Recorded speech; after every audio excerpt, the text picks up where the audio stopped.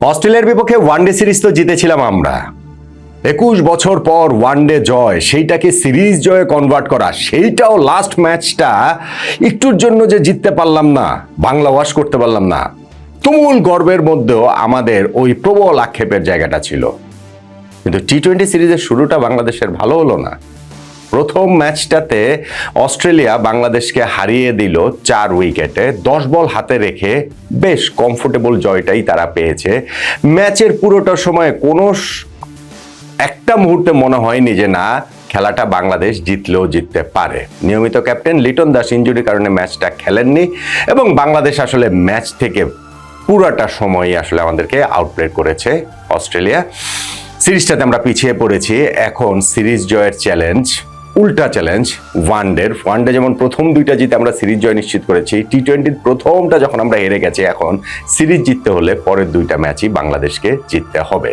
এই যে ম্যাচটা হলো, যেইখানটাতে বাংলাদেশে এইভাবে 4 উইকেটে 10 বল হাতে রেখে আমরা হেরে গেলাম, সেখানে টার্নিং পয়েন্ট কোনটা? ক্যাপ্টেন লিটন দাস ইনজুরির কারণে খেলতে পারেননি। এইটাই কি বড় একটা বিষয়?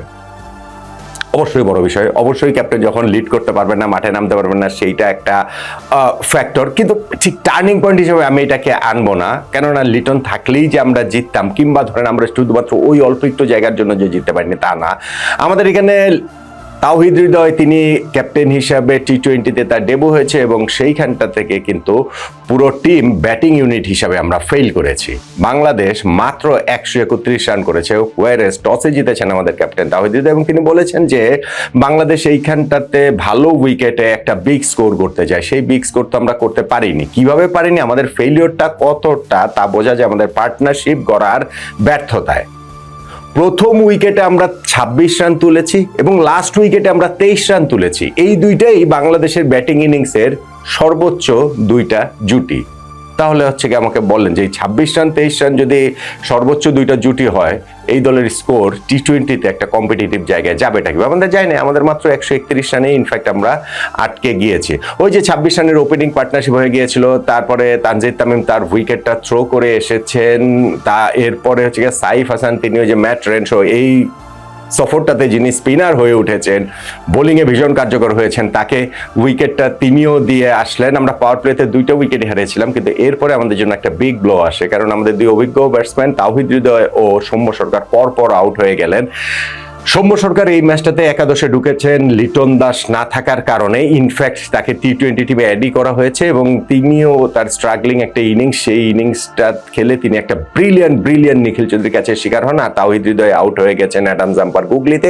অ্যাডাম জাম্পা যে এই যে 2টা উইকেট পরপর নিল, সেইটাই কিন্তু বাংলাদেশের স্কোরটাকে আর অত বড় হতে দেয়নি। আমাদের ব্যাটিং ইনিংসের যে, বা পরের দিকেও যারা এসেছেন তারা কেউ আসলে বড় স্কোর ওরকম করতে পারে না। আমাদের ব্যাটিং ইনিংসের যে একটা বড় ব্যর্থতার জায়গা, স্কোর করতে না পারা, পার্টনারশিপ করতে না পারা, এবং সেটা হচ্ছে কি স্পিনের বিপক্ষে আমাদের হাঁসফাঁস করা। আপনি দেখেন যে বাংলাদেশ যে 10টা উইকেট পড়েছে, সেইখানটাতে অস্ট্রেলিয়ার স্পিনাররা 8 উইকেট নিয়েছেন।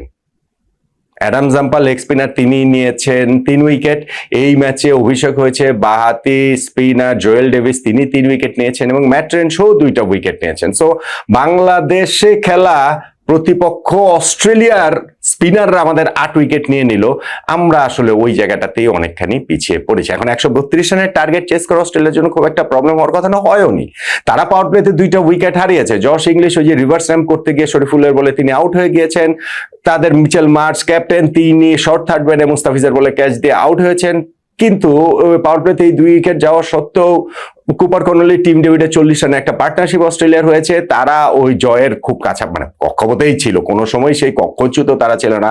আব্দুল গাফফার সাকলেন, যিনি এই ম্যাচটাতে যা ডেবু হয়েছে, ইনফ্যাক্ট গত সিরিজটাতে দলের সঙ্গে ছিলেন, ডেবু হয়নি, এই ম্যাচটাতে ডেবু হয়েছে এবং সেইখানটাতে তিনি পার্টনারশিপ ব্রেক করেন, 2টা উইকেটও তিনি পান। অস্ট্রেলিয়া শেষ দিকে গিয়ে আমরা আরো 4টা উইকেট নিয়েছি, কিন্তু কোনো একটা সময় যে মনে হয়নি যে বাংলাদেশ এই ম্যাচটা জিতলেও জিততে পারে। শেষ পর্যন্ত 10 বল হাতে রেখে 4 উইকেটে অস্ট্রেলিয়া ম্যাচটা জিতে গেল। বাংলাদেশ সিরিজে কিন্তু এখন পিছিয়ে গেল। তাহলে যে ম্যাচটা হলো বাংলাদেশের এই 4 উইকেটে পরাজয়ের প্রথম টি-20 চট্টগ্রামে অস্ট্রেলিয়ার কাছে, সেইখানটাতে টার্নিং পয়েন্ট কোনটাকে বলবো? লিটন দাস না খেলাটা আমি বলছিলাম যে না, সেইটা না, কিন্তু আমাদের ব্যাটিং ব্যর্থতাটাই ওভারঅল বাংলাদেশকে ম্যাচ থেকে ছিটকে দিয়েছে এবং সেই জায়গাটাতে আমি মনে করি 2 অভিজ্ঞ ব্যাটসম্যান তাওহিদ হৃদয় এবং সৌম্য সরকার, তারা যে আউট হয়ে গেলেন, অ্যাডাম জাম্পা যে এই 2টা উইকেট নিয়ে নিল, সৌম্যর একটা ব্রিলিয়ান্ট ক্যাচ নিখিল চৌধুরীর, এবং জাম্পার বলে হচ্ছে মানে স্লগ করতে গিয়ে বোল্ড হয়ে গেলেন গুগলিতে তাওহিদ হৃদয়। এই দুইটা উইকেটই বাংলাদেশকে বড় স্কোর করতে দেয়নি। তাওহিদ হৃদয়, সৌম্য সরকারের এই দুইটা উইকেটই তাই আমার কাছে বাংলাদেশের পরাজয়ের টার্নিং পয়েন্ট।